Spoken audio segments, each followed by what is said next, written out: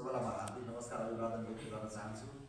यो 5 दिनको बसाइमा विशेष गरी फरक विधा भए पनि एउटै उद्देश्यमा काम गरिरहेका दुईटा क्षेत्रका तपाईँ सबैजनाले केही न केही उपलब्धि हासिल गर्नुभयो होला भन्ने मैले विश्वास व्यक्त गरेको छु र यो तालिमको पूर्ण सफलताको शुभकामना गर्दै यहाँको यो 5 दिनको बसाइ उपलब्धिमूलक रह्यो होला भन्ने मैले सर्वप्रथम विश्वास व्यक्त गर्न चाहन्छु।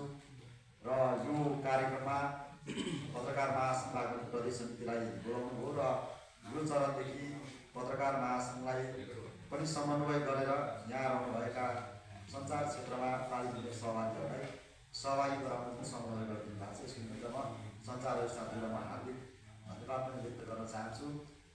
दुईटा विषय चलचित्र र सञ्चार क्षेत्र दुईटै समाजमा सूचना प्रवाहको निमित्त सन्देश प्रवाहको निमित्त कहीँ न कहीँ एउटै संयन्त्र जस्तो काम गर्ने साधन हो। चलचित्रले 1 घन्टाको चलचित्रले दिने सन्देशले एउटा समाज बोकेको हुन्छ र त्यसमा एउटा महत्त्वपूर्ण सन्देश हुन्छ भने सञ्चार माध्यमले पनि समाजलाई सुसज्जित गर्ने घचघच्याउने एउटा महत्त्वपूर्ण सन्देश प्रवाह गर्ने काम गरिराखेको हुन्छ। त्यस कारणले पनि दुवै क्षेत्रलाई सञ्चारकै एउटा माध्यम हो र यसको सूचना समाचार अथवा सन्देश प्रवाह गर्ने माध्यम र तरिकाहरू फरक हुन्छन्। यी मात्रै फरक विषय हो।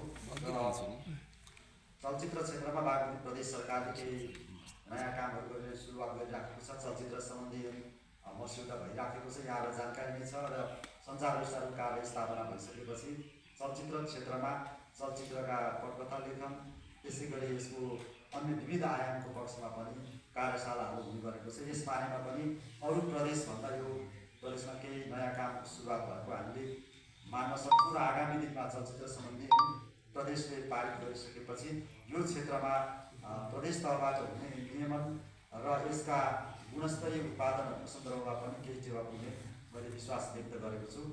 र पत्रकारिता क्षेत्रको सन्दर्भमा म पहिला प्रदेश समितिमा वास हुँदै गर्दाखेरि प्रदेश सञ्चार माध्यम व्यवस्थापन सम्बन्धी ऐन बन्यो र त्यो ऐनको आधारमा सञ्चार रजिस्ट्रारको कार्य स्थापना भयो। उहाँले दोस्रो कार्यकाल सफलतापूर्वक यो कार्यलाई यहाँसम्म ल्याइ पुर्याउनु भएको छ। यो बारेमा उहाँले गरेका सञ्चार क्षेत्रका तमाम कामहरू प्रशंसा योग्य नै रहेको म यहाँलाई जानकारी गराउन चाहन्छु।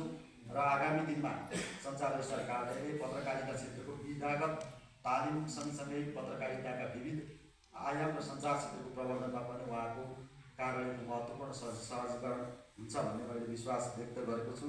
मान्य मन्त्रीज्यू यहाँ नै हुनुहुन्छ। उहाँ मन्त्री हुँदै गर्दा हामीले 2 कामको हामीले अपेक्षा गरेका छौँ। यो प्रदेशमा चलचित्र सम्बन्धी ऐन बन्दैछ, सञ्चार माध्यम व्यवस्थापन ऐन बनेको छ, सूचनाको हक सम्बन्धी ऐन बनेर कार्यान्वयनमा आएको छ र यो प्रदेश बागमती प्रदेशको 70% सञ्चार माध्यम र सञ्चारकर्मी रहेको क्षेत्र भएको कारणले गर्दाखेरि ठुलो विज्ञापन बजार यो प्रदेशमा रहेको छ। विज्ञापनको नियमन, विज्ञापनको वर्गीकरण र विज्ञापन नीतिको सन्दर्भमा पनि यहाँको कार्यकालमा केही काम हुन्छ भन्ने हामीले विश्वास व्यक्त गरेका छौँ। र यो प्रदेश सञ्चार माध्यम व्यवस्थापन सम्बन्धी ऐनले बोलेको विषय पत्रकार कल्याण कोषको विषय सञ्चालन गर्ने विषय र त्यो ऐनमा चाहिँ महिला पत्रकारहरूले सञ्चालन गरेको सञ्चार माध्यमको लागि विशेष कार्यक्रम सञ्चालन गर्न सक्ने कुरा उल्लेख छ भने त्यसै गरी ज्येष्ठ पत्रकारहरू 60 वर्षभन्दा माथि समयसम्म उमेरमा 30 वर्षभन्दा बढी समय प्रदान गरेर क्रियाशील रहेका अग्रज पत्रकारहरूको निमित्त त्यहाँ केही सहुलियत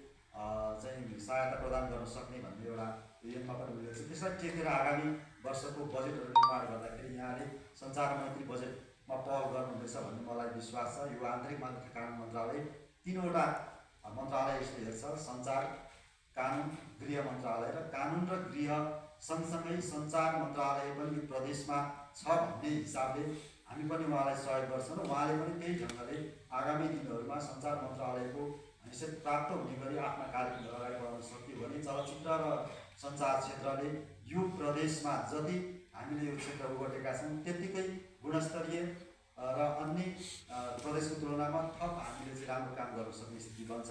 यो बारेमा तपाईँ हामी सबैले मन्त्रालयलाई सहयोग गरौँ र हाम्रो तर्फबाट गर्न सक्ने सबै खालका पहलहरू गर्ने विश्वास व्यक्त गर्दै यो पार्टीमा सहभागी सबैलाई हार्दिक शुभकामना व्यक्त गर्छु।